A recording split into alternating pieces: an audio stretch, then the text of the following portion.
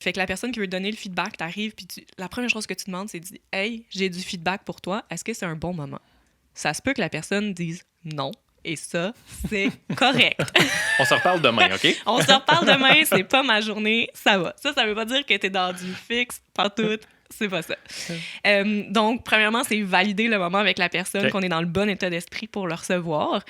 Puis après ça, c'est d'aller sur des faits, dans le fond, puis d'essayer de donner le feedback, dans le fond, le plus proche possible des événements qui sont arrivés. Parce que si t'attends, par exemple, la rétrospective, là, dans 2 semaines, je vais-tu l'avoir oublié? Peut-être que ça sera plus opportun. Peut-être que ça va être mieux de l'adresser juste après que ça soit produit.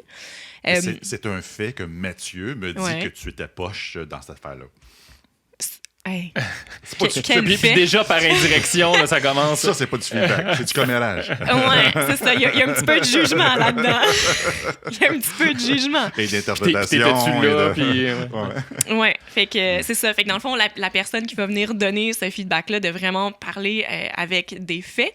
Puis... et au jeu, j'ai observé. Ouais. C'est ça. J'ai observé, mais petite nuance, je pense qu'il y a des moments que tu peux mettre un « tu ». Tu sais, admettons, tu dis « tu es arrivé en retard au meeting ».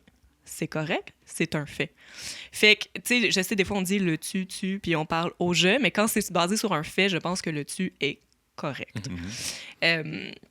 Donc, c'est ça. Fait que de bien structurer ce feedback-là, de le donner à la personne, puis des fois, on peut le donner avec l'intention, tu sais, moi, je dis pas ça pour être méchante. Fait que d'assumer la bonne intention de la personne quand tu reçois ce feedback-là, c'est comme pourquoi est-ce qu'elle me dit, admettons, que cette personne-là, que ça dérange que je sois en retard, dans le fond, à toutes les délits.